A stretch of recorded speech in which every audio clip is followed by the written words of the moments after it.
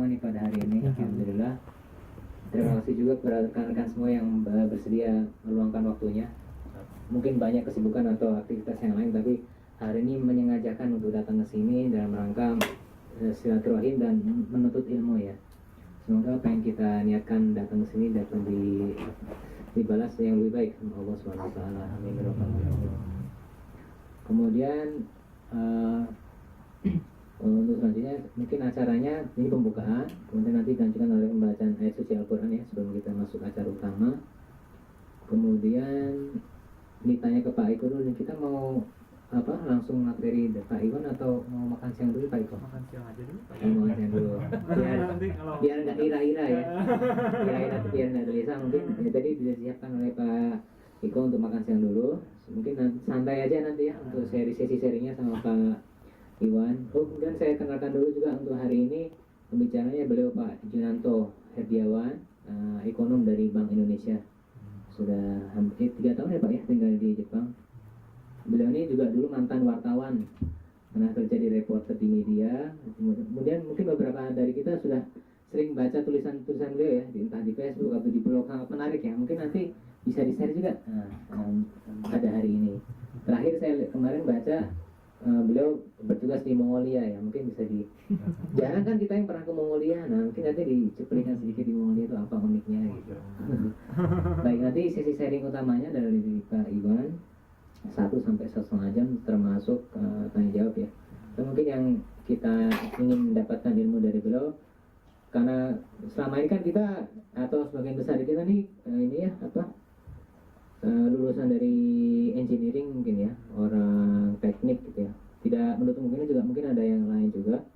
Nah, kemudian kali ini kita akan menghadirkan ekonom, ahli ekonom dari Bank Indonesia. Nah, nanti sisi lain dari sebenarnya kemarin saya mengusulkan materinya adalah dulu ya, di Indonesia sekarang lagi ini ya, terutama di Jakarta yang penetapan UMP. Upah minimum provinsi 2,2 juta, itu yang paling tinggi di Indonesia. Tadinya cuma 1,6 juta, naik drastis jadi 2,2 juta. Nah, akibat penetapan ini sebenarnya apa akibatnya terhadap industri itu seperti apa gitu.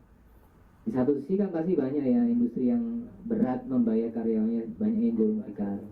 Nah, kalau industri Jepang yang di Indonesia gimana sih? Yang sebagian besar mungkin industri besar ya, kapitalisasinya besar. Nah, nanti hubungan dampaknya sama kita yang di sini itu apa sih? Ada nggak sih sebenarnya? Nah, kita ingin ngambil insight dari situ. Baik, kita lanjutkan dengan ini yang bacaan Al-Quran oleh Mahesa dan bersilakan.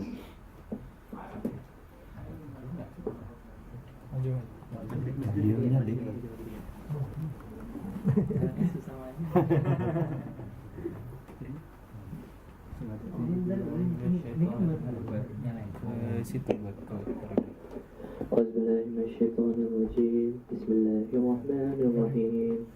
كذلك ما أتى الذين من قبلهم من رسول إلا قالوا ساحر أو مجنون أتواصوا به بل هم قوم طاغون فتول عنهم فما أنت بملوم وذكر فإن الذكرى تنفع المؤمنين وما خلقت الجن والإنس إلا ليعبدون ما أريد منهم من رزق وما أريد أن تطعمون إن الله هو الرازق ذو القوة المتين فإن للذين ظلموا ذنوبا مثل ذنوب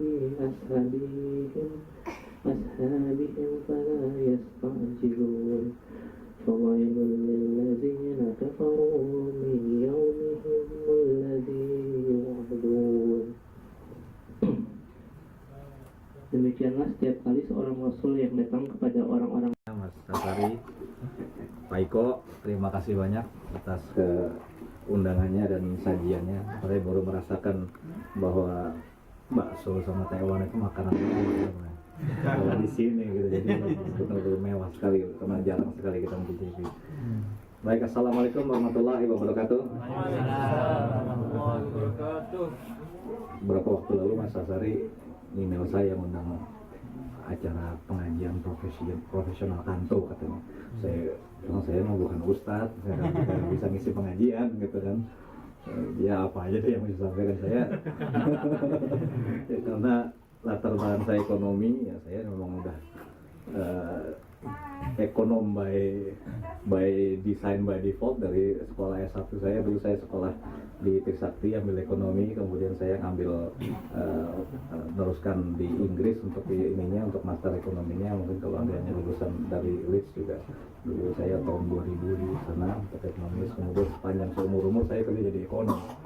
Jadi Mas Adri kemarin cerita di sini banyak kan rata-rata backgroundnya engineer ya, banyak ilmu pasti. Saya kadang berpikir mestinya ekonomi itu bisa sebermanfaat engineer gitu kan ya. Karena dulu sekitar tahun 28 tuh Keynes, saya ngambil sekolah dulu ekonomi di Inggris karena saya sering baca bukunya Keynes gitu. Jadi saya pengen belajar di negerinya dia gitu. Jadi dia berharap ekonomi itu nanti di masa depan bisa sebermanfaatnya dokter gigi gitu. Tapi kenyataannya ekonom malah yang bikin krisis ekonomi global gitu kan. Saya kerja di Bank Indonesia sudah 16 tahun. Jadi kebetulan posting di sini selama 3 tahun. Nanti dari sini bulan depan saya akan kembali ke posting selanjutnya saya di BI Surabaya. Jadi dari sini mungkin akan ke Surabaya. Jadi memang tugas ekonom itu menarik sebenarnya. Jadi di awal tahun ekonom itu sering membuat ramalan-ramalan ekonomi, seperti saya bilang, sering buat ramalan, terus kemudian di akhir tahun menjelaskan kenapa ramalannya meleset. Jadi kalau engineer salah bikin perhitungan itu fatal akibatnya. Salah ngitung presisi kereta gitu fatal akibatnya. Kalau ekonom fatal begitu, setiap tahun dia selalu melakukan begitu. Dan kenyataannya memang pertama saya berpikir setelah bisa menjelaskan tidak apa-apa proyeksi meleset, tapi kenyataannya itu yang terjadi pada saat krisis global. Jadi ekonomi itu seperti disampaikan banyak orang itu kerjaan para ekonom yang membuat dunia sekarang seperti ini. Jadi mungkin saya mau share itu aja Pak. Akhirnya ada 2 hal pertama yang saya share. Pertama adalah bagaimana kejadian krisis global ini bisa terjadi karena kita semua mau nggak mau bekerja di perusahaan-perusahaan besar ya paling nggak ya. Terus kemudian baru akan masuk ke ekonomi Indonesia, bagaimana kira-kira kita menyikapi hal-hal seperti itu. Kira-kira itu yang akan saya sampaikan untuk daurahnya mungkin. Karena saya juga baru pertama kali ini diundang ke pengajian profesional, baru tahu bahwa kalau ada pengajian seperti ini. Biasanya macam-macam yang undang, tapi baru pertama kali. Jadi terima kasih banyak juga atas kesempatan saya bisa diterima dan hadir di sini. Jadi yang pertama saya cerita mengenai krisis global itu. Jadi krisis ini kan terjadi pada tahun 2008 gitu ya. Terus Eropa jatuh, Amerika jatuh, Jepang udah duluan jatuh 20 tahun yang lalu. Jadi ekonominya itu sekarang lesu gitu loh. Jadi orang sekarang pada bertanya, sebenarnya kita tuh mau kemana sih? Agak berat pertanyaannya. Habis makan diajak berpikir aja. Iya, sebenarnya kita tuh, ini pertanyaan para ekonom juga, kita tuh mau diarahin kemana sebenarnya? Ekonomi dunia ini, pertumbuhan, apa orang mengejar pertumbuhan ekonomi, terus so what gitu loh, kita harus bilang oh gitu kalau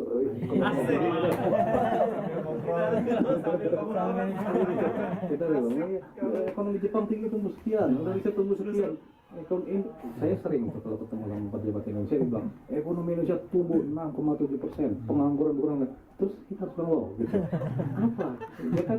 Nah ini saya sering berkata, kita kadang-kadang seperti orang berdua lagi jalan, terus kesasar, nggak tahu jalan. Yaudah deh sekarang yang duluan maju aja yang menang deh, yaudah. Jadi kita jalan balap-balapan gitu. Nah seperti itulah ekonominya sekarang. Semua orang berburu masing-masing mencari kecepatan, pengen tumbuh masing-masing, tapi itu entah apa gitu. Jadi setelah saya pulang sekolah, saya sempat ngambil filsafat gitu ya, karena mau ngambil S3 cuman belum selesai sampai sekarang. Jadi itu kira-kira saya setahun sekolah filsafat jadi kayak orang gendeng kan. Terus lama-lama saya pikir jadi memang di situ satu hal menarik. Jadi ilmu itu ditarik jauh ke awal-awalnya pertama kali ekonomi itu lahir. Jadi bagaimana sebenarnya sebuah pertanyaan dulu ketika Aristotle dan Socrates itu bertanya, ini ekonomi itu sebenarnya tujuannya apa sih, manusia hidup itu tujuannya apa sih? Sebenarnya tujuannya ada satu, semua itu ingin mencapai apa yang namanya kebahagiaan, eudaimonia bahkan. Jadi ekonom segala macam itu adalah tujuannya mencapai kebahagiaan, itu yang oleh para pemikir-pemikir zaman dulu. Dan dari kebahagiaan itu terciptalah yang dinamakan good life. Good life itu adalah definisinya selalu banyak. Pokoknya bagaimana ekonomi ini bisa menciptakan good life. Nah dari situlah pemikiran berkembang. Kemudian adalah hedonisme, supaya kita bisa good life, banyak-banyak senang, kurangi penderitaan. Jadi banyak pesta, banyak apa gitu. Jadi muncul aliran-aliran untuk mencari good life itu, sampai ada kapitalisme, ada marxisme, sampai kemudian yang sekarang ini terjadi. Jadi itu pada tahun 92 Ronald Reagan kan membuat yang neolib itu. Jadi pokoknya kapital nomor satu. Jadi itulah yang paling penting. Jadi minggu lalu saya baru baca buku itu kemarin. Judulnya Sidelsky yang nulis, itu menarik bukunya. Judulnya How Much Is Enough. Sebenarnya seberapa cukup sih cukup itu gitu. Jadi kadang kita tuh terus beli barang, beli apa, itu kenapa kita tuh seperti mengejar nggak ada habisnya gitu kan. Nah, how much is enough sebenarnya pertanyaannya. Ada barang-barang yang dikategorikan barang itu kita beli karena orang lain pada beli. Kalau beli iPod 5, terus kita iPad 5, iPhone 5, terus kita belum beli sih. Nah, itu ada definisi good seperti itu kan. Kemudian ada barang-barang yang kita beli karena kita pengen punya duluan, gitu kan. Terus ada lagi barang yang kita beli karena itu eksklusif, gitu kan.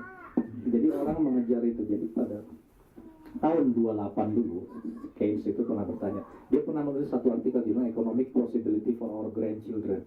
Jadi gimana sih masa depan anak-anak cucu kita. Jadi 100 tahun lagi dia beranggapan orang akan hidup dengan senang, leisure, udah tidak akan ngejar apa-apa lagi.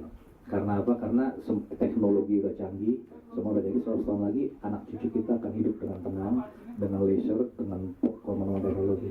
Tapi kenyataannya nggak begitu kan. Itu miss-nya Keynes pada saat itu. Jadi pada akhirnya ketika 100 tahun kemudian sekarang kita tetap hidup mengejar segala hal tanpa kita tahu arahnya kemana. Nah itu tadi permasalahan dari krisis global itu. Jadi tahun 2008 ketika dari 92 itu, jadi kapitalisme itu kan, kapital sudah menjadi panglima ya. Jadi kita tuh bagaimana supaya kita menilai orang aja bahkan sudah kapital. Jadi dia apa gitu, seperti apa kan. Jadi kapitalismenya nggak salah, tapi bagaimana cara berpikir kita yang menjadikan kapital itu sebagai salah satu pertimbangan utama. Jadi satu buku lagi kemarin saya baca juga, What Money Can't Buy. Jadi sekarang ini apa yang bisa dibeli dengan uang gitu kan. Jadi uang itu filosofinya berfungsi sebagai alat tukar sebenarnya kan. Bagaimana kita bisa pakai sebagai alat tukar. Tapi uang sekarang sudah keluar dari beyond fungsinya dia sebagai alat tukar. Jadi kalau dia mencontohkan antrian ya. Konsep antrian itu adalah yang masuk duluan dapat. Jadi kita ngantri sebenarnya. Tapi sekarang antrian itu sudah bisa diterabas dengan namanya uang. Jadi sudah muncul priority, muncul yang nasabah khusus gitu kan. Jadi uang sudah melewati batas ininya dia gitu, fungsi otoritinya sebagai uang. Jadi ini yang kemudian berkembang pesat. Kemudian ilmu ekonomi kemudian juga pecah, semakin kuantitatif gitu. Ekonomi ini pengen seperti insinyur, pengen kelihatan mikir pakai angka-angka gitu kan. Jadi ilmu sosial mulai mengarah ke semakin banyak kuantitatif gitu kan.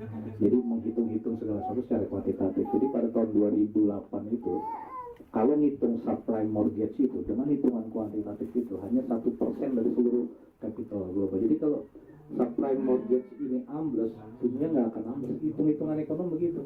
Tapi kenyataannya nggak begitu kan. Begitu subprime mortgage itu ambles, meleleh semua ekonomi dunia, Amerika meleleh, kemudian Eropa meleleh. Sekarang susah Eropa. Saya di sini di Bank Indonesia sini, tadi saya lupa jelaskan. Pak Waskita tadi nanya, kok ada Bank Indonesia di sini, kerjanya apa sih gitu ya. Ya benar juga, kadang-kadang saya bingung kerjanya. Jadi Bank Indonesia ini di sini membawahi Asia Timur ya. Jadi saya tuh membawahi ekonomi Jepang, Cina, Korea, Hong Kong, Taiwan gitu. Itu mempelajari dinamika ekonomi di kawasan Asia Timur itu. Nah dari situ mungkin saya bikin beberapa analisis, kemudian disampaikan ke kantor pusat, nanti dari situ buat policy ya. Karena sekarang nggak bisa lagi kita lepaskan ekonomi itu dari global. Jadi apa yang terjadi di Cina sekarang dengan kongres komunis kemarin, menteri di Eropa, di Amerika itu pasti pengaruh kepada kita. Jadi melemahnya Eropa, melemahnya Cina, kelihatan kan pelemahan pertumbuhan ekonomi kita tahun ini kan. Nah itu kelihatan sekali dampaknya. Jadi tugasnya melihat itu. Dan saya sering di sini tuh ada banyak perwakilan bank sentral, ada bank sentral dari Prancis, Turki, Itali, Jerman. Jadi sering ketemu saya ngobrol-ngobrol begitu. Jadi memang mereka katakan sulit sekarang ekonomi di Jerman, di Prancis, di Eropa ini suram ke depan. Kalau Jepang sih emang udah suram, udah nggak susah lagi. Gitu. Dengan kalau sering ke Bank of Japan gitu, kadang-kadang jadi di Jepang itu suku bunga tuh udah nol ya. Jadi Bank of Japan itu udah nol, itu sebab artinya duit tuh gampang gitu sebenarnya kan. Lu mau ngambil kredit itu dana berapa juga cuma 0,1, nggak jalan. Jadi ekonomi Jepang itu pada posisi stagnasi kan sekarang. Terus Bank of Japan ini kemarin Shinzo Abe kan akan si gubernur Bank of Japan untuk supaya keluarkan powerful monetary easing. Karena uang tuh gelontorin aja. Jadi udah 91 triliun aset purchase program itu buat perusahaan Jepang. Tetap aja nggak jalan-jalan gitu. Jadi ya pada satu tingkat ini udah stagnan gitu. Nah di sisi lain Cina juga udah mulai melambat ekonomi lemah. Jadi kita tuh berada pada kondisi sekarang yang sangat gloomy gitu, global economy in a gloomy situation. Jadi itulah kemarin tahun 2008 Ratu Elizabeth datang ke London School of Economy. Dia tanya ke seluruh profesor-profesor itu ya, ini kan semua orang pintar ekonominya, coba deh bisa ngitung bisa segala macam, kenapa nggak bisa meramalkan terjadinya krisis global seperti ini sih? Itu pertanyaan sih, setiap orang bisa bertanya seperti itu ya, tapi kalau Ratu yang nanya kan mesti dijawab gitu. Itu profesor pada bingung gimana cara jawabnya. Jadi itu baru dijawab 1 tahun kemudian melalui surat, bahwa ternyata memang kami telah melakukan kesalahan. Jadi para ekonom telah melakukan kesalahan dalam pendidikan kurikulum ekonomi di sekolah. Jadi kurikulum ekonomi lebih kepada kuantifikasi, orang lebih kepada mempelajari ekonomi, sehingga melupakan aspek-aspek sosial dari ekonomi itu tadi. Jadi bagaimana bahwa ekonomi is a social science, seperti itu tadi dikatakan, tujuannya adalah good life, kemudian mencari eudaimonia atau kebahagiaan, tapi itu sudah dilupakan. Sekarang yang penting adalah bagaimana pertumbuhan ekonomi itu bisa dikejar. Dan untuk mengejar itu sering terlupakan aspek-aspek sosial seperti ini. Nah ini yang sekarang kemudian lagi ini kan kembali ke para pengambil kebijakan, karena ada elemen-elemen penting dari good life seperti kesehatan, insurance, security, segala macam yang sedang dikembangkan. Nah itu kemudian pertanyaan dari Ratu tadi. Kemudian kembali lagi kepada kasus melemahnya Jepang tadi, kemudian akan ada potensi kemudian bagaimana ekonomi Indonesia akan diselenggarakan setelah kita melihat pelemahan di sana, pelemahan di sini. Saya di sini melihat memang Indonesia ini seperti sebuah potensi. Jadi dalam beberapa tahun ini saya sering ketemu tamu dari Jepang gitu ya, semua investor segala macam datang itu mau meningkatkan investasinya ke Indonesia. Nah sekarang Jepang ini pada posisi yang sulit, mau nggak mau dia harus expand ekonominya kalau nggak mau kalah sama Cina sama Korea sama Korea. Jadi tujuannya dia harus expand. Cuman masalahnya tadi saya cerita, usaha Jepang itu sangat konservatif gitu. Kadang-kadang banyak perhitungan, karena Cina udah hajar, Korea udah hajar. Saya ke Korea karena saya memonitor, karena saya wilayahnya Cina, Korea, dan kemarin makanya saya ke Mongolia itu salah satunya juga bagian ketemu dengan beberapa sana berani-berani loh, bawa 100 juta gitu loh. Saya berani buka restoran Korea di Indonesia gitu loh. Jadi ini ada keberanian seperti itu, sehingga speednya Korea lebih cepat di Indonesia itu.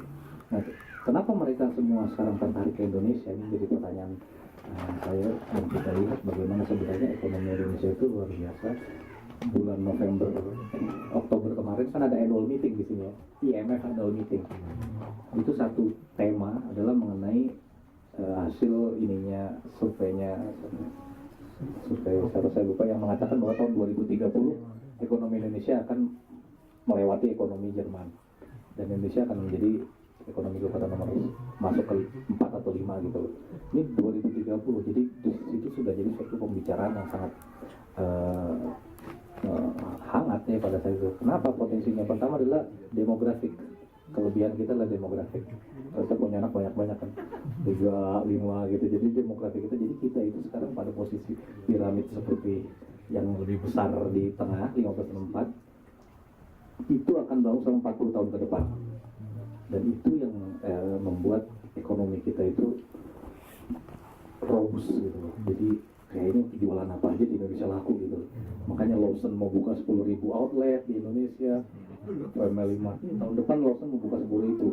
Yang 7-Eleven udah datang semua. Jadi orang tuh rame-rame datang ke Indonesia gitu. Jadi growth di Indonesia itu kemarin 6,7%. Indomaret segala macam. Jadi hampir semua ingin buka di Indonesia karena itu kekuatan potensi dari pertama demografik gitu ya.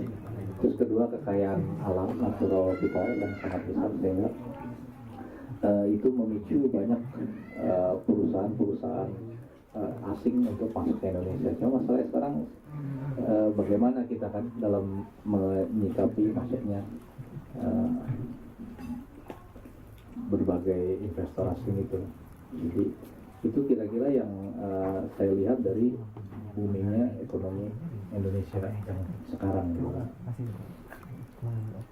Terus yang kedua, apalagi kalau ekonomi Indonesia kira-kira saya pikir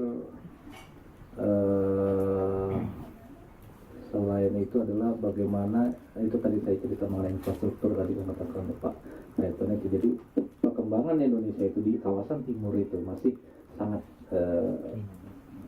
belum banyak karena kalau lihat di daerah Maluku itu daerah ada tuna itu kan di daerah Maluku kan, tapi untuk dapat ke sana harus 4 jam ke sana dan 4 jam kemari gitu, jadi tunanya udah busuk gitu kan. Jadi sekarang bagaimana mengembangkan energi juga di kawasan timur itu bagian-bagian penting daripada ekonomi dan potensi ekonomi Indonesia. Cuma masalahnya sekarang sewot gitu loh dengan pertumbuhan ekonomi ini. Saya tidak kalau ini saya nggak pernah sampaikan di mana juga, karena bagaimana kita bisa membangun, pertama adalah menciptakan kategorisasi good life, elemen of good life itu Indonesia itu lebih penting, karena pertumbuhan tanpa melihat aspek-aspek ini tadi itu pada ujungnya akan berdampak kepada seperti yang sekarang dialami di Cina itu, bagaimana semua sudah mulai kesenjangan semakin tinggi, ya akan fragil ya. Bagaimana ekonomi Cina ke depan, tadi Mas Asarif sampaikan mengenai upah buruh salah satunya, dengan wealth-nya naik gitu ya. Jadi orang di Indonesia itu sekarang di level tengah itu orang kaya naik banyak. Maaf, saya ada datanya, jadi orang kaya itu makin hari makin naik. Jadi kalau saya kemarin ketemu turis tour operator di sini, dia bilang kalau turis Indonesia harga 9.000 di Disneyland. Bisa kalau lagi mau tahun baru atau lagi pas lagi liburan itu bisa orang Indonesia semua loh. Iya, 9.000 orang. Iya. Kalau masuk ke ini naik SQ yang first class itu satu first class itu ada orang Indonesia pengusaha di mana saya pernah lihat sampai mbak-mbaknya malu semua masuk situ. Kayaknya, jadi sekarang orang Indonesia yang kayak itu semua masuk situ di first class, business class. Itu dikuasai oleh saudara-saudaranya. Jadi mau kekayaan orang Indonesia itu dengan jadi wealth-nya itu sekarang meningkat. Jadi kekayaan orang Indonesia tuh meningkat, pendapatan per kapita meningkat, sehingga orang kalau pertama naik pendapatan yang dibeli tentu barang-barang konsumsi kan. Jadi dia suka beli macam-macam, makanya sekarang impornya terus naik lagi gitu kan. Nah itu nggak kira-kira orang Indonesia. Jadi mereka jualan, jadi orang kenapa Jepang itu pengen masuk karena potensi pasarnya gede banget. Jadi ini sebuah potensi. Kemarin saya ketemu Pak Dubes cerita dia ke Las Vegas kan. Jadi di Las Vegas tuh kata dia ada yang namanya whale itu ikan paus itu yang kalau taruhan itu $1 juta satu koin. Oh, sekeping. Oh, sekeping $1 juta itu namanya whale. Apa dulu sih, Gut? Iya. Kayaknya sih dia ikut. Tapi terus dia bilang di situ orang Indonesia banyak banget tadi yang langsung. Berarti itu yang golongan the top rich. Ya, jadi ada top rich, terus yang kemudian ada yang di menengah ini kan, yang di middle ini kan. Nah, yang di middle ini yang paling penting sebenarnya adalah bagaimana mengangkat yang dari poor level kepada middle level income ini. Dan middle level income ini sekarang sudah besar, yang mengakibatkan kepada daya beli yang tinggi. Jadi mobil kemarin dari Astra juga saya ketemu jual motor 5 juta tuh ke kawasan timur 5 juta unit dalam sekejap habis. Gitu dalam setengah sampai 6 bulan habis gitu. Jadi growth-nya ini sangat cepat sekarang Indonesia. Itu seperti berlari. Nah, ini yang agak mengerikan juga kalau Bank Sentral tugasnya kan konservatif. Bank Sentral tugasnya konservatif adalah mengerem supaya jangan cepat-cepat gitu tadi. Karena kalau terlalu panas, terlalu cepat nanti breakage lagi. Ini khawatiran kita. Makanya kemarin ada kebijakan untuk membatasi pinjaman mobil, pinjaman motor. Gitu. Di Indonesia kan sekarang 500.000 dulu bisa bawa pulang motor. Ya kan dengan 500.000 bawa pulang motor. Jadi 5 juta cepat habis. Teman kalau dia macet bagaimana? Tapi motor itu dia beli buat pakai ojek. Ya kan dia beli dia putar lagi. Jadi pertumbuhan inilah yang perlu kita cermati supaya tetap memberi kualitas pertumbuhan itu yang paling penting. Nah, ini potensi tadi. Nah, dengan meningkatnya wealth tadi, nah itu kembali kepada buruh-buruh tadi tentu ingin juga meningkat wealth-nya. Seperti Cina pada saat baru tumbuh kan dari pedalaman menuju ke kota, kemudian dulu cuma dibayar bento doang, mau tidurnya di kontainer kan, jadi makanya namanya sweatshop gitu kan. Sekarang mereka udah meningkat, sekarang udah sadar, udah kaya, tentu meningkat sehingga wealth ini naik. Nah, itu salah satunya adalah bagaimana kemudian upah buruh kita juga mulai naik. Kemarin sempat berapa kali demo, tapi itu saya pikir konsekuensi dari meningkatnya wealth kita kan. Nah, masalahnya adalah ke depan ini bagaimana sekarang, apakah prospeknya ekonomi kita, kemudian bagaimana perusahaan Jepang di Indonesia itu bagaimana, karena memang persaingan juga semakin berat, makin ketat gitu kan. Jadi memang kita juga pernah sampaikan kalau masuk ke Indonesia harus be an Indonesian gitu kan, nggak bisa seperti orang Jepang yang lama mikirnya. Memang mereka based on research karena apa kan, jadi memang bagus ya, benar. Cuma kan sekarang Indonesia kondisi seperti itu ya. Dan yang menarik adalah bukan hanya perusahaan besar yang mulai pindah ke Indonesia, ini sekarang UMKM-nya juga mulai pindah ke Indonesia. Jadi dengan gempa Tohoku kemarin itu ketika ambles, kemudian banyak UMKM Jepang yang mulai berpikir nggak bisa dia bertahan di sini, kemudian dia ingin datang ke Indonesia untuk pengembangan kayak spare part mobil untuk expand usahanya. Masalahnya dia pinjam duit di sini sama Sinking Bank. Sinking Bank itu pinjam duit dari Sinking Bank itu BPR gitu kan. Dia bawa ke Indonesia, uangnya itu buat expand usaha di Indonesia. Sinking Bank kan dapat exposure Indonesia kan, dia jadi risky kan. Makanya dia kemudian tanya ke BI berapa kali datang, gimana ekonomi Indonesia, uang gua aman nggak di sana gitu. Kalau kita nggak aman, nah Indonesia lagi kita kan bilang aman. Insya Allah. Ke BI ya. Tidak aman lah kalau ya, tapi kita bilang itu dia harus berhati-hati juga. Kalau BI itu karena sebagai bank netral dia selalu konservatif itu tadi. Jangan kalau ngebuat jangan cepat-cepat gitu, jadi tahan. Jadi bank sentral itu lebih fungsinya kalau ini seperti ya ibu lah, jadi dia nurturing kan, rem kalau di break. Makanya kalau bank sentral itu feminim sebenarnya, industrinya feminim. Kalau di Inggris namanya the old lady, kalau di Belanda Juventus.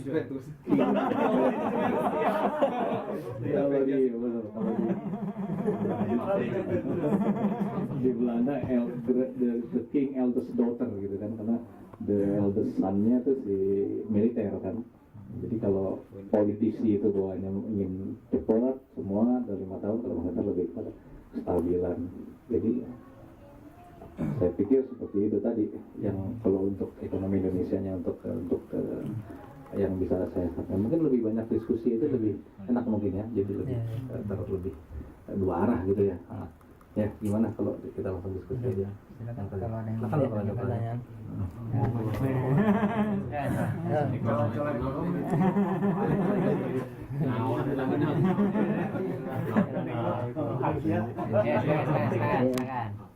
Ya, terima kasih Pak Iwan, paparannya baik sekali, menarik sekali Pak. Yang saya ingin tanya cuma satu, tadi Bapak bilang Jepang itu sekarang udah stagnan ya Pak ya. Nah, emang stagnan itu jelek ya Pak? Kenapa kita harus terus tumbuh gitu? Emang kalau stagnan terus sampai apa ya? Sampai kiamat gitu. Sampai kiamat stagnan terus itu jelek ya Pak? Itu aja Pak. Tolong dijelaskan nanti ketika misalnya nanti Indonesia tadi Bapak bilang 2030 udah bisa di atas Jerman, itu kita sebenarnya bisa naik sampai mana Pak? Atau ada satu titik yang kita akan kayak Jepang juga nanti, orang-orangnya tua-tua gitu ya, ekonominya stagnan juga gitu. Mungkin waktu saya nanti udah umur tua gitu merasakan juga gitu ya. Terima kasih. Masih kerja lagi. Iya. Pensiun. Memang kita 40 tahun lagi juga akan seperti itu gitu kan. Anak-anak mulai sedikit gitu kan. Jadi ekonomi sebenarnya istilah stagnan itu bukan bagus jelek, tapi bagaimana ekonomi itu bisa dapat, bagaimana pertumbuhan ekonomi itu bisa memberikan peluang kepada kesempatan kerja, kemudian pada kesehatan, insurance dan itu tadi. Karena tujuan tadi ekonomi adalah menciptakan good life. Jadi authority, pemerintah itu harus bisa menjamin kehidupan kepada masyarakatnya. Nah itu tadi. Kalau stagnan itu biasanya akan terjadi decay ya, ekonominya itu akan turun, sama kesempatan kerja akan sulit. Pengangguran sekarang di sini sudah 4,5%. Jadi itu tidak pernah terjadi sebelumnya bahwa pengangguran di Jepang itu semakin tinggi. Jadi dulu katanya jarang melihat gembel, di sini sekarang di stasiun-stasiun sudah mulai ada gembel-gembel, ya kan? Nah, ini artinya sudah lebih sulit, dan anak-anak muda sekarang di Jepang sudah mulai sulit hidupnya. Tingkat stres meningkat, bunuh diri 30.000 setahun gitu kan. Jadi bagaimana kalau ekonomi ketika tahun 55 sampai 78 ekonomi Jepang itu seperti Cina sekarang lagi tumbuh-tumbuhnya, itu orang kerja di mana gampang, duit gampang segala macam. Ini kan sekarang mereka sudah merasa susah. Teman-teman yang Jepang pasti merasakan diri karena ada PHK, ada segala macam. Jadi lebih kepada hal-hal kayak begitu. Jadi bagaimana ekonomi itu kalau udah stagnan, ya udah kemudian akan lebih sulit dalam kesempatan kerja itu. Untuk generasi yang selanjutnya begitu maksudnya? Ya untuk generasi, terutama untuk generasi selanjutnya. Makanya pertumbuhan ekonomi itu sangat penting adalah untuk menciptakan juga di bagaimana kesempatan kerja, karena yang paling penting dalam ekonomi adalah itu tadi kan, bagaimana sekarang kalau kita bicara sama banyak orang Jepang, rata-rata mereka merasakan kalau dibandingkan tahun 55 mereka hidup lebih susah gitu. Walaupun di Indonesia juga susah gitu ya, tapi sebenarnya itu tadi elemen of good life gitu ya, seperti security, keamanan, karena di sini udah mature ya, orang hidup sini enak, kemana-mana aman, naruh duit, dompet hilang yang sebentar ketemu masih ada di situ kan. Jadi aspek-aspek itu yang karena ketika dia sudah mature, hidup social life-nya sudah terbentuk. Nah, Indonesia itu harusnya mengarah ke arah sana, pembangunan kultur itu. Jadi bagaimana ketika tumbuh tapi juga tetap bisa bahagia. Makanya kemarin Cameron, Menteri Keuangan Inggris sudah merubah. Inggris ini nggak bisa lagi tumbuh-tumbuh gitu. Sekarang kita bikin bagaimana happiness ekonomi lah. Jadi GDP itu kan pertumbuhan angka 7%, 2%, apa sih yang dikejar dari 7%? Sekarang kita yang penting happy, ya nggak? Ngapain lu tumbuh kalau nggak happy? Nah, sekarang terus muncullah konsep happiness ekonomi, jadi ada science of happiness. Nah, jadi kemarin jadi beberapa tahun lalu di majalah Time itu ada satu artikel mengenai the GDP of happiness. Jadi yang paling tinggi yang dihitung bukan angka ya. Yang paling tinggi Dia bikin sebuah map, jadi seperti matriks gitu. Jadi kalau uangnya banyak, biasanya pendapatan per kapita tinggi, pasti bahagia. Itu premis yang dibikin. Jadi dia bikin gitu pendapatan per kapita, tingkat kebahagiaan itu berdasarkan survei ya. Dan memang benar ketika dilihat negara-negara yang pendapatan per kapita tinggi seperti Luxembourg, Swiss, itu bahagianya tinggi. Jadi orang Swiss itu bahagia karena duitnya banyak, hidup segala macam ada, semuanya Swiss bahagia. Tapi ternyata premis itu nggak benar juga. Jadi di matriks sebelah sini ada yang pendapatan per kapita tinggi, tapi happiness-nya rendah. Orang nggak bahagia. Itu Jepang. Jadi Jepang itu dalam survei itu termasuk ke negara yang unhappy. Ini YouTube lah, ini YouTube lah. Itu majalah Times dari University of Pennsylvania. Jadi tapi kalau saya ngomong ke orang Jepang, saya ngomong ke orang Jepang begitu. Tadi bilang, oh enggak, memang orang Jepang tuh begitu. Kalau emang gitu, iya, kita emang bener kan begitu kan. Kalau orang Amerika dibilang stres, nggak mau dia. Jadi orang ada acara TV kan yang ada tongkat stres apa enggak? Orang Amerika pegang, dia bilang stres. Why? I'm happy. I work, I have children, I'm happy. You stress gitu ya kan. Jadi nggak mau dia bilang stres. Kalau orang Jepang begitu dia pegang, wah kamu nggak stres ya, kamu bahagia. Enggak, saya itu stres. Saya kerja, setiap hari saya ini. Jadi dia harus stres gitu. Defaultnya gitu ya. Ya. Rata-rata bilang kan begitu kan. Dia harus kerja, tiap hari kerja.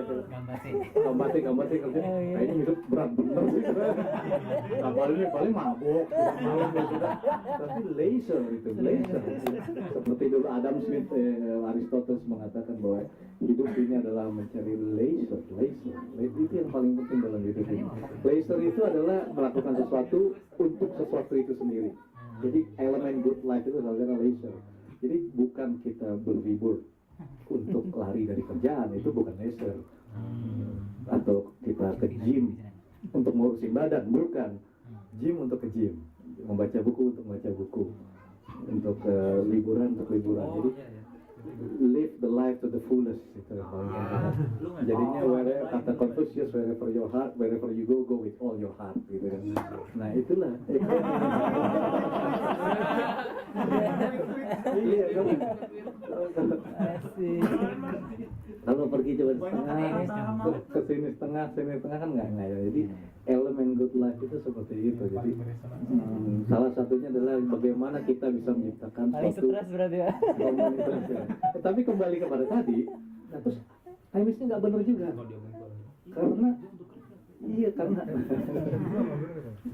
Karena ada satu level juga yang GDP-nya rendah, tapi bagiannya tinggi. Nah itu ada satu Filipina, terus dua Indonesia. Jadi kalau kita lihat, maksudnya GDP-nya bukan GDP yang tinggi gitu ya, GDP yang masih 2000-an gitu, tapi bahagianya tinggi. Memang cakep-cakep kan? Tapi coba kita lihat, kalau dia di TV di Indonesia kalau lagi bencana apa segala macam gitu kan, kita lihat di TV banjir, orang-orang pada berenang,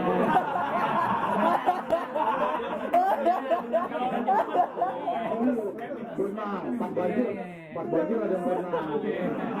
Di kamera ada We are happy, joy society. So jadinya nggak perlu stres sama. Di Jepang ini kalau telat 2 menit 3 menit kereta udah. Kemarin saya ada tur. Teman saya orang Jepang jadi guide turis untuk orang Indonesia. Hebat Pak orang Indonesia, saya terlambat kok masih ketawa-tawa ya. Itu paling susah. paling susah turis Indonesia. Jadi begitu udah misal jam 10 kita berangkat gitu. Udah datang sebagian gitu kan jam 10. Ini belum datang Pak, ini belum datang ini. Tapi yang nunggu ketawa-tawa aja. Pas gitu datang jam 11. Wes sorry, mana aja lo gitu. Dia happy saya itu. Lebih gampang. Kalau orang Jepang udah stres itu. Marah-marah gitu ya. Marah-marah drama. Ini membuat stresnya tinggi. Bunuh diri meningkat segala macam. Jadi itu tadi kembali kepada konsep itu tadi, pertumbuhan ekonomi juga diiringi oleh kepada happiness ekonomi itu tadi. Happiness ekonomi itu tadi adalah prinsip kepada leisure, ada segala macam hal yang harus bisa dijaga. Butan sih yang pertama memperkenalkan mengenai GDP of happiness. Tapi cara King of Bhutan kan GDP of happiness ya. Tapi kemudian itu ditantang oleh beberapa ekonom lagi, measurementnya bagaimana happiness, dasar-dasarnya apa gitu kan, karena nggak tetap harus ada suatu elemen-elemen di negara itu yang bisa menjamin kebahagiaan. Artinya ada agama gitu, tapi kalau agama kita lihat hidup di Mesir, di Palestina, mungkin kita Islam semua juga, tapi saya rasa sih nggak se-happy kalau tinggal di Jepang kan, karena walaupun mereka ini tapi negaranya nggak aman gitu kan, pencurian, perang, mau duduk ada bom segala itu kan, itu juga nggak happiness kan. Security nomor satu, bagaimana keamanan itu perlu dijamin. Satu negara yang aman kita hidup tenang kan, kemudian kita bisa menjamin kebahagiaan tadi. Jadi GDP of happiness ini agak menarik sekarang dibaca, jadi kira-kira begitu Mas. Yang terakhir tadi Pak, jadi Indonesia itu sampai mana Pak pertumbuhan ekonominya Indonesia ini? Apakah nanti pada akhirnya akan sama kayak Jepang juga? Kita pada tua-tua semua. Nanti kalau prediksinya meleset nggak apa-apa, masih berapa puluh tahun lagi. Nanti dijelasin. Saya paling senang kalau disuruh bicara masa depan gitu, karena ngomong apa aja bener. Nanti kalau salah diralat aja. Kalau salah kita jelaskan lagi. Karena memang tadi benar melihat pada potensi yang ada sekarang. Pertama adalah mengenai tingkat konsumsi, besarnya tenaga kerja tadi, kemudian investasi yang bisa masuk, ekspor impor kita, itu kita masih punya potensi untuk tumbuh jauh lebih besar dari sekarang. Sekarang ini kita masih banyak kepada natural resources ya. Bagaimana kita, bangsa kita 60%, 70% pertumbuhan ekonomi kita itu didukung oleh konsumsi. Orang Indonesia tuh apa aja dibeli, jualan apa aja laku. Jadi 235 juta pakai baju, jadi pasti industri baju. Makan terus industri kuliner pasti tumbuh, jadi 2 juta itu semua tumbuh. Jadi konsumsi domestik itu masih bagian dari the big chunk of economic growth. Nah ini bagus sekarang, karena sekarang semua lesu di Jepang ini konsumsi sangat sedikit sekali. Susah jualan apa-apa di Jepang karena orang mudanya segini, orang tuanya segini kan, dan orang tua itu makin tua makin dikit makannya. Beli baju juga ngapain banyak-banyak, ngapain mesti ganti-ganti handphone tiap tahun ya kan. Jadi orang tua itu semakin sedikit konsumsi, jadi semakin maju orang tua konsumsi. Kalau konsumsi lemah, ekonominya lemah kan. Jadi mau bikin apa jualan di sini? Mendingan jualan di Indonesia deh. Saco Mahmudi sebagai pengusaha dia tahu merasakan sekali bagaimana di Indonesia kita jualan apa laku. Nah ini arah ke depan kita masih bisa tumbuh lebih daripada ini, karena setelah konsumsi yang paling penting adalah produksi. Jadi negara yang punya karakter itu sebenarnya negara yang bisa memproduksi ya, bukan hanya mengkonsumsi aja kan. Jadi arah ke depan potensinya banyak. Kan teman-teman juga semua engineer yang punya potensi besar untuk memproduksi sesuatu kan di Indonesia. Kemarin dari PPI juga ada teman lagi ngambil kuliah animasi, jadi dia pengen menciptakan Indonesia menjadi pusat animasi di Asia Tenggara. Kan dia bilang oh, bagus juga, iya cari tuh. Pokoknya kita bikin kayak Star Wars gitu mas, kita bikin wah. Jadi ada visi. Jadi yang teman-teman yang muda-muda gini punya visi untuk membangun kita menjadi sebuah pusat industri. Jadi tumbuhnya itu masih bisa lebih dari yang sekarang, punya potensi besar karena kita masih di situ, masih roomnya gede. Jadi bicara ekonomi Indonesia 20 tahun ke depan is a possibility. Itu spektrum yang luas untuk segala macam kemungkinan. Kita bisa bikin apa aja. Nah ini beda lah kalau sama kayak Singapura, Jepang 20 tahun ke depan mau kemana ya mentok. Nah sini udah ini, jadi ini potensi kita. Jadi ke depan kita punya potensi yang banyak untuk tumbuh lebih tinggi, dan sampai mananya nah itu dia, sky is the limit kan, dan kita bisa tumbuh menciptakan yang penting kalau kita ya anak cucu kita gitu kan lebih bisa hidup dengan kesejahteraan yang lebih baik sekarang, kira-kira begitu. Makasih Pak. Pak Iwan, saya ada pertanyaan. Ya, pasti. Fenomenanya menarik tadi yang mengatakan kalau ekonomi Jepang sedang stagnan ya. Itu kan secara makro. Tapi secara mikro saya melihat dari kantor saya sendiri. Ericsson Jepang itu salah satu pusat order books terbesar di dunia. Order books kita tuh terbesar di dunia. Order books. Jadi portfolio kita tuh benar-benar dari customer tuh benar-benar minta mereka di boosting secara ekonomi makro ya. Jadi saya melihat makanya secara Pak Iwan mengatakan bahwa stagnan tuh parameternya apa? Karena dari kantor saya sendiri sebenarnya kita itu sedang tinggi-tingginya sekarang ini. Itu yang pertama. Yang kedua masalah ekonomi kapitalis. Ini kan kita tahu sendiri dunia itu kan masih dikuasai oleh Yahudi ya. Jadi konsep ekonominya kan kapitalis. Tapi dengan menyambutnya banyak bank-bank syariah di Eropa, di Amerika, mungkin di Indonesia juga sudah banyak bank konvensional yang membuka ekonomi syariah. Jadi dari situ Bank Indonesia bagaimana menyikapinya untuk bisa menerapkan konsep ekonomi Islam di dalam kehidupan ekonomi terutama di Indonesia pertama ya. Setelah itu mungkin bisa terbawa ke seluruh dunia gitu. Sudah ada plan belum Pak kalau masalah itu? Kita siap untuk menghadapi ekonomi kapitalis menjadi ekonomi Islam. Ya. Terima kasih Pak Mas, kita itu berat sekali mengenai ekonomi kapitalisnya. Tapi pertama saya akan coba jawab mengenai stagnasi itu tadi. Jadi emang benar bahwa secara makro ekonomi Jepang itu memang stagnasi, tapi memang tetap tumbuh 0,1, 0,2, 0,8% gitu loh. Secara makro stagnasi itu bisa kita lihat dari indikator growth-nya yang tetap, kemudian pengangguran tinggi dan menjadi ekonominya itu tidak tumbuh, jadi dia bergerak. Tapi tidak dapat dipungkiri Jepang itu masih negara kekuatan ekonomi nomor 3 terbesar dunia, Pak. Ya itu yang tadi sama kan kok stagnan nanti Iya. dia kekuatan ekonomi. Jadi kekuatan ekonomi Jepang itu, jadi Jepang bahwa ekonominya memang stagnan, secara indikator tidak tumbuh besar karena sekarang kalau bisa dikatakan begini, sebenarnya ekonomi Jepang itu lebih kayak orang diinfus Pak sebenarnya Pak. Jadi dia bisa tumbuh. Jadi kemarin ada cara zombie economics gitu kan. Iya. Zombie sebenarnya karena Tapi dia tiduran. iya, ini tumbuh tapi didorong oleh subsidi dan itu ada dua kebijakan untuk mendorong ekonomi Jepang bisa tumbuh. Pertama adalah fiscal support, yaitu jadi sekarang utang pemerintah Jepang itu sudah 200% dari GDP-nya. Ini dia terus memberikan uang terus kepada perusahaan supaya itu tumbuh, supaya bisa expand.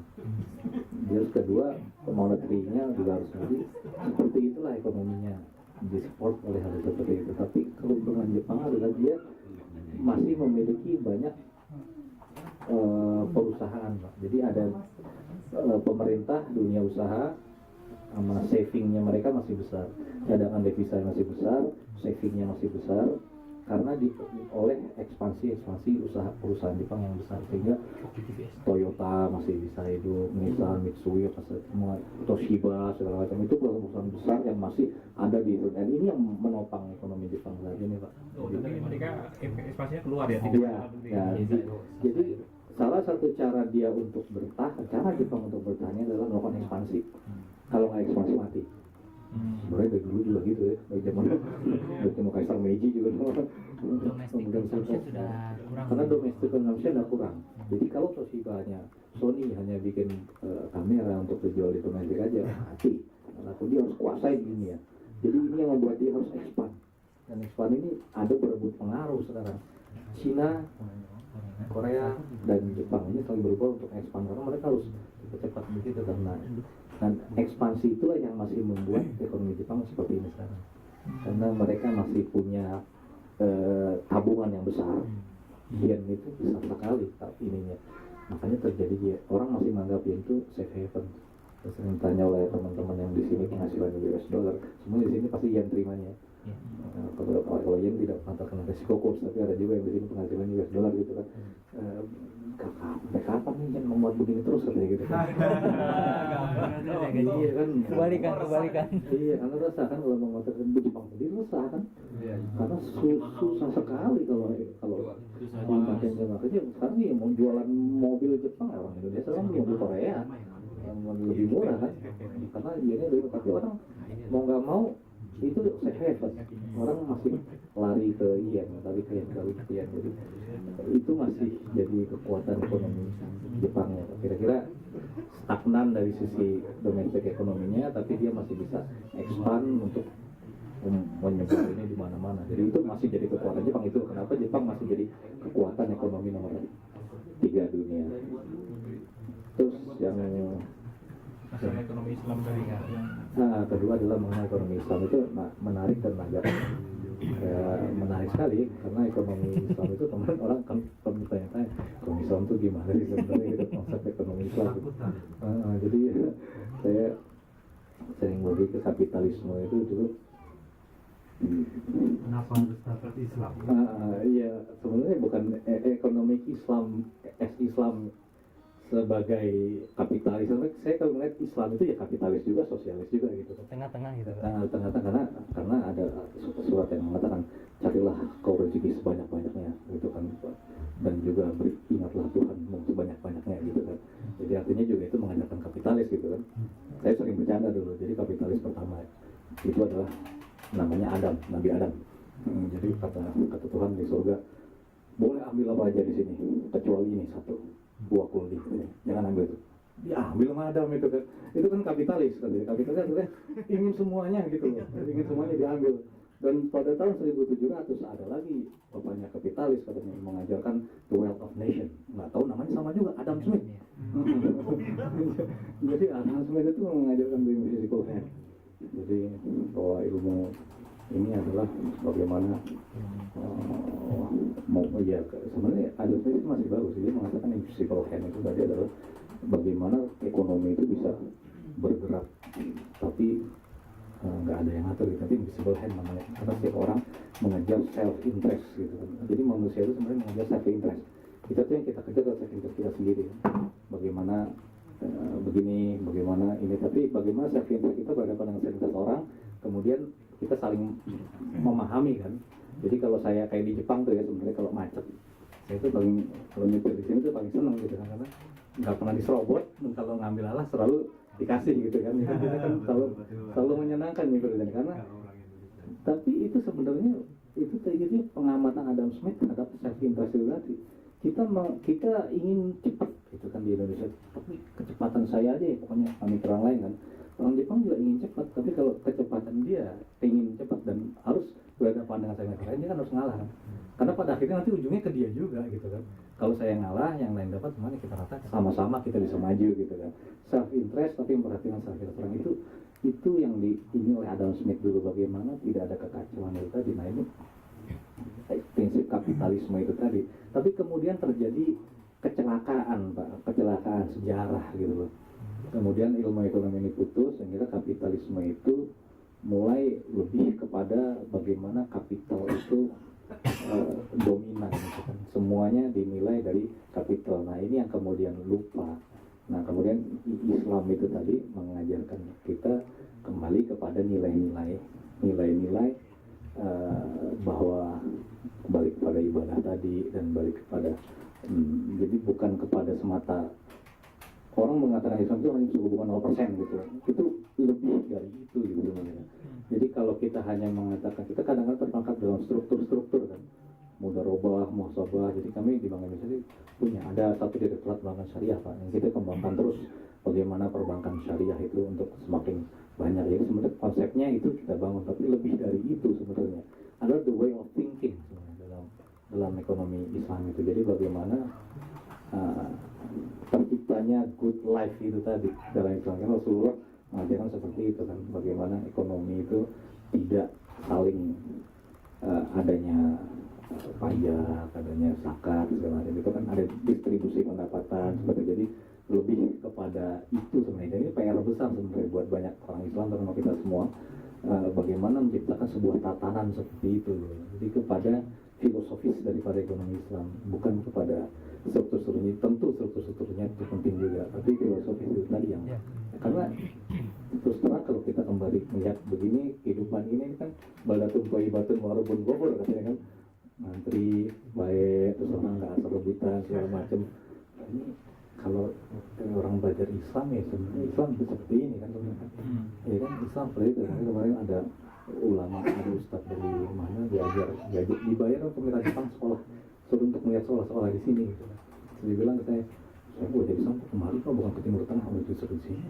Di sini jarang melihat Muslim tapi kita bisa lihat Islam, gitu kan. Jadi kita bisa melihat Islam dalam realita karena yang diajarkan oleh Rasulullah. Dan Haji Agil nggak datang ya Pak? Saya tahun lalu. Oh, Haji Agil. Tahun lalu Waalaikumsalam. Tahun pergi haji sama Haji Agil. Tahun lalu. Saya ketemu sama si ini Syekh Umar. Syekh Umar itu mau